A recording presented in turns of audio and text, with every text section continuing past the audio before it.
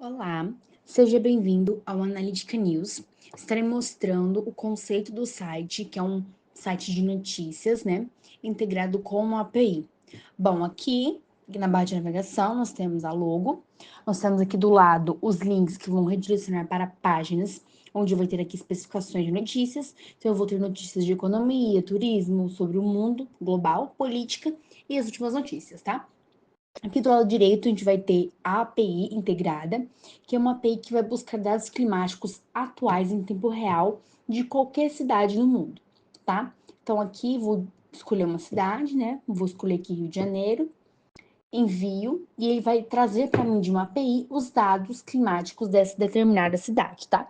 Então, aqui ele vai mostrar o nome da cidade, a temperatura em graus Celsius, tá? O estado que está, se é céu limpo, se é nublado, se é ensolarado, e embaixo a porcentagem de umidade, tá? E esse ícone aqui, ele é correspondente ao estado atual da cidade, tá? Vamos mudar aqui, só para ter mais uma noção. Ele vai redirecionar aqui, né, dados diferentes atuais de acordo com a cidade selecionada. Aqui embaixo eu vou ter os destaques, tá? 3 cards, onde eu vou ter os principais destaques atuais, né? Manchete, lead, uma descrição prévia, né? E aqui vai ter os links, né? Para redirecionar para uma outra página, né? Que vai detalhar mais sobre essa notícia. Então, se eu clicar aqui, por exemplo, ele vai redirecionar aqui para uma outra página de notícias, onde vai ser mais detalhado a notícia, tá? Bom, voltando aqui, nós temos aqui um rodapé simples, básico. Aqui nós temos as outras notícias, né, sobre economia. Aqui eu tenho sobre turismo. Eu coloquei um padrão de 3 notícias por cada link, por cada página, né? Vou ter o global, que é sobre o mundo, política e as últimas notícias. Em resumo, é isso. Partindo agora para a parte da API, vou mostrar a API que eu utilizei.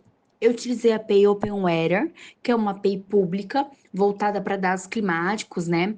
Mas para o clima, né? E tem diversas funções, tá? Mas aqui eu vou usar apenas uma. Bom, aqui você entra aqui a página inicial, você tem que se cadastrar, né? Eu já estou cadastrada. Aí aqui vai aparecer, né? A sua interface, tá? E aqui, se nós clicarmos aqui, vai aparecer minhas chaves de API. Vou clicar aqui, ele vai me redirecionar para uma página, tá? E aqui o próprio site, ele vai gerar para mim uma chave, tá? Automática, única, tá? Então, somente eu tenho essa chave, tá? Referente à minha conta que está aqui logada, tá? Essa chave aqui eu vou utilizar no meu Java. Ou você pode criar também uma outra chave aqui do lado, mas eu vou utilizar essa aqui mesmo. Bom, para a questão da documentação, né, para você buscar o código para implementar no Java, aqui em cima tem a parte da API. Então, a gente vai clicar e ele vai nos levar para uma seção onde vai ter aqui a documentação, tá? E todas as funções. Então, aqui eu tenho aqui algumas funções aqui que trabalham com dados meteorológicos. Aqui nós temos dados meteorológicos atuais, tá? E é esse que eu vou pegar. Então, vem aqui em documentação da API. Então, ele vai mostrar aqui para mim que eu já vou ter várias, né? Códigos, documentação explicando certinho. Aqui do lado direito, eu vou buscar por solicitação de API integrada por nome da cidade, tá? Que é o que exatamente vai fazer, né? O que eu quero que faça. Ele vai buscar uma determinada solicitação da API baseado no nome da cidade, tá? Clicando aqui, ele vai me redirecionar aqui para esses 3 códigos aqui. Eu peguei este primeiro aqui e eu colei e copiei no meu arquivo JavaScript, tá? Aqui, nessas chaves onde está a variável cityname e a API key, eu vou trocar pelas minhas próprias variáveis referente ao meu sistema, mas eu vou mostrar isso logo mais. Bom, partindo agora para o JavaScript, vou mostrar como funciona aqui, né? A cadência das funções ela é executada de cima para baixo. Porém, eu crio as funções de baixo para cima. Então, primeiro eu crio a função botão, depois eu crio a função buscar cidade e depois eu crio a função dados da interface. Aqui em cima podemos ver que eu já guardei aqui aquela minha chave que eu copiei lá na minha API e guardei na variável key, porque nós vamos utilizar ela, tá? Aqui na função botão, eu simplesmente estou executando essa função botão a partir do momento que o usuário seleciona, ele digita a cidade desejada e clica no enviar. Então, no botão que ele clicará, fica a função botão, tá? Então, aqui, quando ele executar a função, ele vai pegar para mim através do DOM, tá? O ID do campo onde está a cidade. Vou pegar, né, somente o que está escrito lá, somente o valor dela, e guardar na variável cidade, tá? Então, aqui eu estou guardando a cidade digitada pelo usuário após ele clicar no botão. E essa função será executada. Aqui em cima, eu criei a função buscar cidade, onde eu vou implementar o meu código da minha API, tá? Porém, aqui na função botão, eu coloquei a função buscar cidade aqui dentro, tá? Então, tem uma função dentro de outra função. Basicamente, primeiro vai ser executada a função botão. Então, ele vai pegar a cidade digitada pelo usuário, guardar na variável cidade e enviar essa variável para a função buscar cidade, onde tudo vai acontecer, que é o processo da integração da API, tá? Após ele enviar essa variável para a função buscar cidade, aqui eu vou implementar o meu código da minha API, tá? Primeiramente, nós temos que identificar que vai ser aqui uma requisição assíncrona, tá? Onde é executado mais de uma função ao mesmo tempo, tá?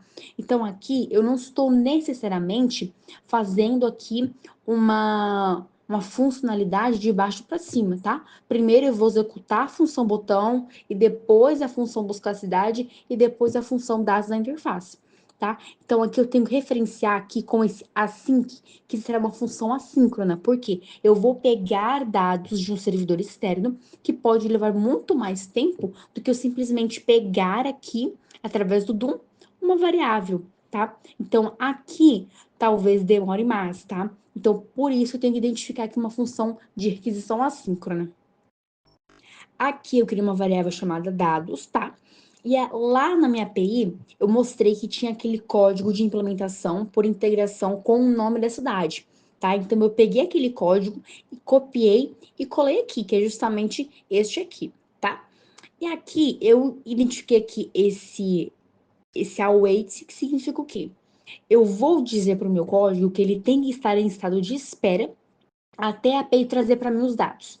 Até ela buscar no servidor os dados e trazer de volta para mim, tá? Então, ele vai ficar em um momento de espera até isso acontecer, tá? Sem ter o processo de recarregar a página, já que é uma requisição assíncrona.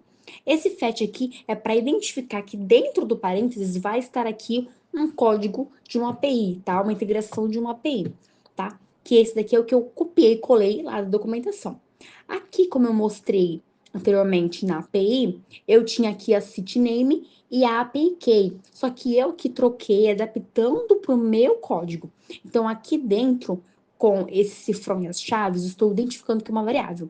Então, eu coloquei aqui dentro a variável cidade, que está aqui, e a variável key, daquela chave que eu copiei e colei também, a chave única que eu tenho, que está guardada aqui em cima, tá? E aqui é um código que vai buscar informações externas, tá bom? E aqui, este sinal aqui, este crase aqui, é para que eu consiga implementar aqui dentro variáveis. Então, eu vou ter texto e variável também, tá? Esse ponto ten aqui no final, eu simplesmente vou estar mostrando ao meu código que eu quero que ele, após pegar os dados climáticos aqui deste bloco aqui, ele vai transformar em uma resposta JSON. Então, ele vai transformar aqui de uma resposta comum para uma resposta JSON, tá? Então, ele vai transformar, entendeu? Nesta nova forma para ficar mais simples, né? Porque é muito utilizado o JSON com essa questão de API, de buscar servidores externos, tá? Para ficar mais organizado, já que é uma linguagem mais compacta, mais simples, mais prática de ser entendida e mais rápida também. Bom, para ficar mais fácil o entendimento, eu vou exemplificar aqui a questão da linguagem JSON. Eu vou selecionar aqui na API, aqui eu vou selecionar aqui uma cidade qualquer, vou enviar. Quando eu abro aqui em inspecionar, eu vou entrar aqui no meu console, aqui em Object, ele vai me levar aqui a todos os dados climáticos buscados referente à cidade de São Paulo. Então, aqui eu vou ter aqui alguns dados que eu vou pegar, tá? Para implementar aqui na minha API, para popular aqui a minha interface com os dados que eu quero, tá? Então, aqui eu peguei a função, a variável name, a variável main, tá? A variável da umidade, tá bom? Para passar aqui para minha interface, para mostrar ao usuário, né, esses dados climáticos. Então, foi basicamente isso que aconteceu lá no Java que nós fizemos. Voltando aqui, né, para o nosso código Java, aqui a última função é a função dados da interface, onde eu vou implementar na minha interface HTML os dados que eu peguei lá pela minha API, tá? Então, aqui eu estou usando o DOM também, tá? Para capturar aqui os IDs dos campos que estavam tecnicamente vazios, sem nenhum dado, tá? Então, aqui, esses IDs aqui estão lá no meu HTML, tá? No meu texto. Então, aqui eu tenho o ID do local, do tempo, o texto, previsão, a umidade, a imagem, aquele íconezinho que aparece, tá? Então, aqui eu vou usar um inner HTML para adicionar dentro deste ID o dado referente lá à cidade digitada pelo usuário. Então, lá como eu mostrei anteriormente, todas as variáveis referentes aos dados da cidade de São Paulo. Então, aqui eu tenho a variável name, a variável main, temp, a variável description, que estava lá, que eu mostrei no console, tá? Só que antes eu coloquei aqui o dados, ponto, e a variável, para identificar que eu estou aqui me referindo a esta outra variável aqui de dados, onde tem aqui, né, o meu código da API.